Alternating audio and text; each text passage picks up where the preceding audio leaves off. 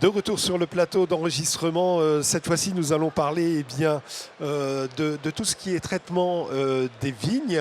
Alors on va parler un peu viticulture, un petit peu agriculture, avec Olivier Ruchot qui est fondateur de Scopix et qui va nous parler justement de ce qu'est Scopix, à la fois l'application en software, ce qu'on peut lire sur un écran, mais aussi la partie plus matérialisée avec le hardware et puis un petit appareil qui est posé sur la table que Olivier Ruchot va nous décrire et nous expliquer toutes les fonctionnalités qui s'adressent à nos amis viticulteurs.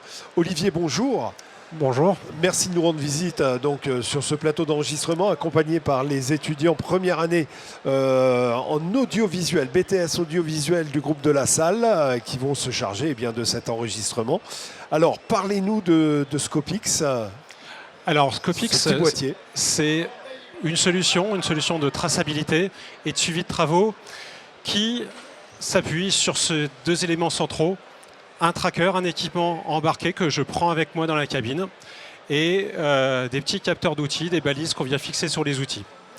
L'idée, c'est de faire de cet équipement un véritable compagnon. Il m'accompagne dans une tâche qui est pour la plupart des vignerons, des agriculteurs, pas la tâche qui est la plus passionnante, à savoir faire de l'enregistrement administratif lié à la traçabilité. Et en fait, l'idée, c'est qu'avec ce duo, on va être capable d'avoir un enregistrement qui va se faire naturellement et sans effort, tout au long de la journée, avec un objectif final, c'est que l'ensemble des informations nécessaires soient consignées avant même qu'on soit sorti de la cabine. On est bien d'accord, on est complètement dissocié, indépendant d'un smartphone. C'est vraiment quelque chose de parallèle, enfin pas parallèle, complètement dissocié. Absolument, absolument. Ça ressemble à un smartphone, c'est un équipement de type smartphone professionnel à certains usages. Mais en fait, l'idée, c'est d'en faire un équipement dédié à cette fonctionnalité qui est l'enregistrement de traçabilité. Donc, je ne vais pas sortir mon smartphone de ma poche pour noter ce que j'ai fait ou ce que j'ai à faire. Je vais avoir ce tracker qui va être installé dans la cabine et qui va faire comme un assistant qui sera à côté de moi, qui voit ce que je fais, qui détecte tout seul ce que je fais, qui me dit « Tiens, tu es en train de pulvériser là dans cette parcelle, dis-moi quels intrants tu utilises ?» Et il va me proposer de sélectionner dans des listes de propositions les intrants que je peux appliquer et d'indiquer la dose. L'objectif, c'est au travers de ça, de ne pas avoir le risque d'oublier de le faire puisque c'est le tracker qui vient vers moi, qui va me le rappeler si je n'ai pas renseigné et qui va me permettre de consigner l'information en très peu de temps, en une poignée de secondes. Donc un système GPS, il localise sur quelle parcelle on arrive, ce que l'on va y faire et il suffit de cliquer sur un QCM qui l'affiche, dire vous êtes en train de faire ça, oui, clac, clac, clac. Et en fin de compte, lui, mémorise tout ce qui est en train d'être réalisé. Le technicien réalise, ou le viticulteur ou agriculteur réalise son acte sur la parcelle. Et donc l'agriculteur verrouille ce qu'il vient de faire. Alors en l'occurrence, il n'a même pas d'acte de verrouillage, puisqu'en l'occurrence, on va lui demander ce qu'il va appliquer sur sa parcelle et c'est le parcours et le fait qu'il fait bien le parcours sur la parcelle, sur toute partie de la parcelle, qui va déterminer la réalité de l'exécution. Donc on va en plus avoir un enregistrement de la zone d'application si on n'a pas fait la totalité de la parcelle avec une estimation de surface sur laquelle ça a été appliqué. Donc ça, on ne va pas lui demander de contribution pour ça, on va le faire automatiquement. Et puis par rapport à la notion de QCM, en fait, dans les activités qu'on peut réaliser sur une vigne, il y a des activités d'application de produits phytosanitaires, il y a des activités d'épandage d'engrais, mais il y a aussi des activités de rognage, de désherbage, etc. Toutes ces activités-là vont s'enregistrer, elles, sans aucune participation de la part du chauffeur. Donc ça va se consigner naturellement au fil de l'exécution. Simplement, si on ne fait que passer dans une parcelle sans vraiment la faire, au terme de la journée, on constatera que l'activité n'a pas vraiment eu lieu, elle disparaîtra de la liste. Et donc toutes ces informations sont collectées, recentralisées. Alors est-ce que le boîtier, on le remet sur un équipement qu'on a à la maison pour redistribuer les infos sur un ordinateur, ou est-ce que ça se fait via le web En l'occurrence, ça va se faire grâce à la 4G. Les équipements, on les fournit en location, ça fait partie de l'abonnement, avec une carte 4G multi-opérateur.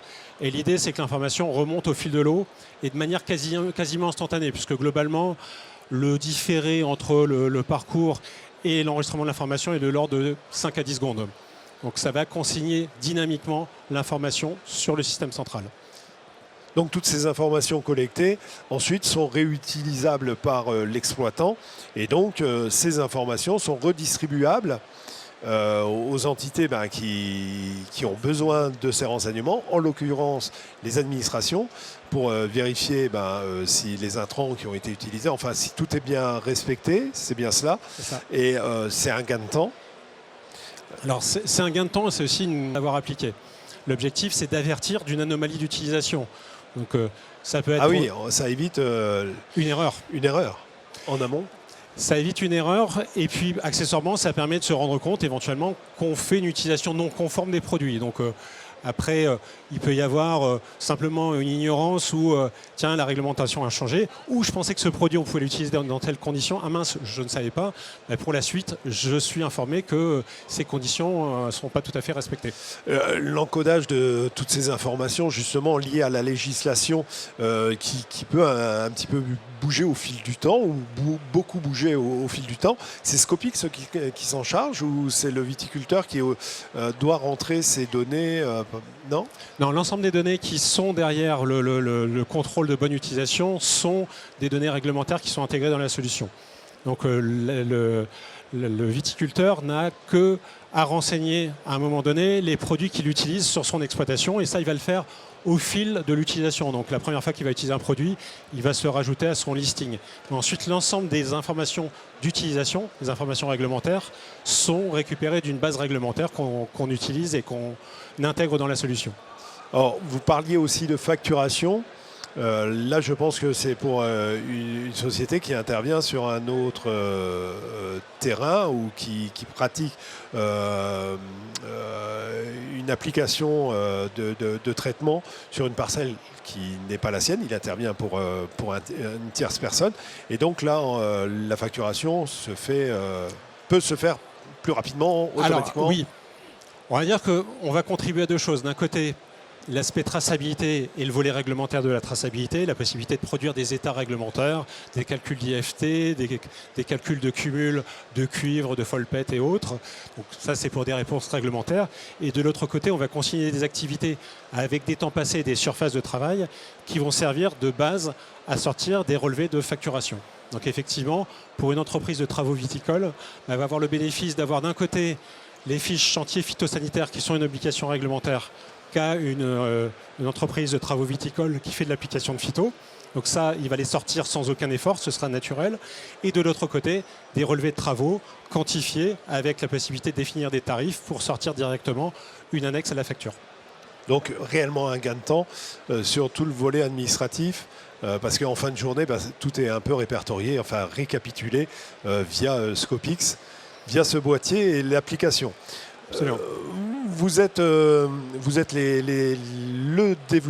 développeur de tout, l'application, ce boîtier, cette pastille. Alors, ma société est en fait à la fois un éditeur de solutions logicielles, donc Scopix, et un intégrateur de techno. C'est-à-dire que cet équipement-là, ce n'est pas nous qui le fabriquons. C'est un partenaire qui est un partenaire français.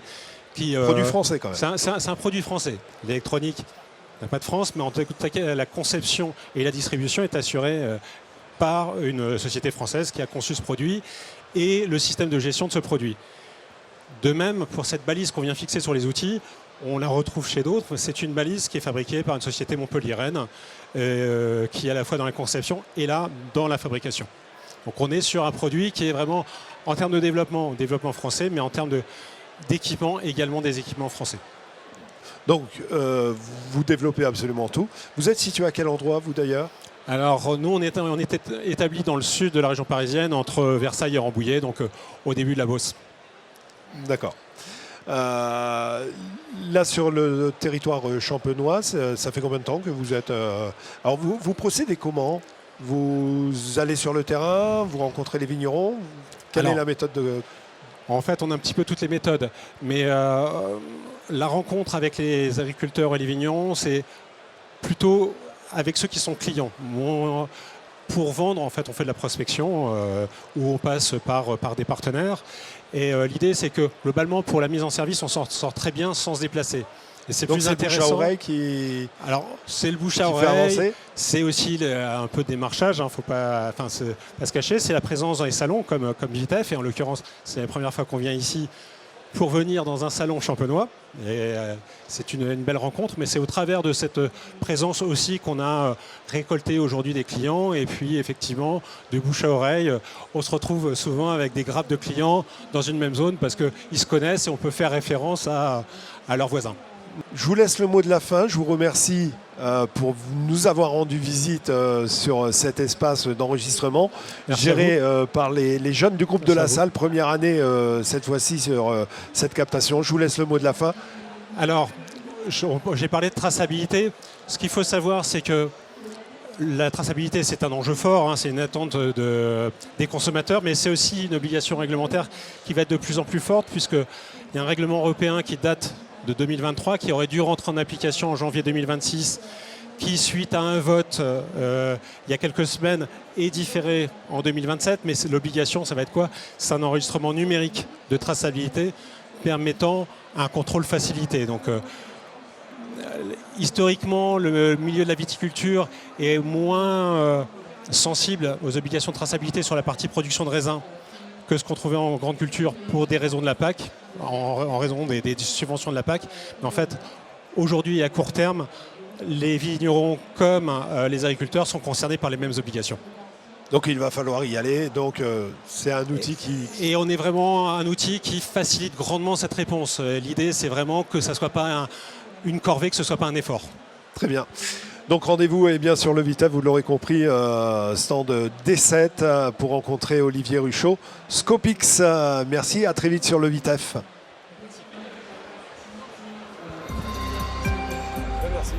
Merci à vous.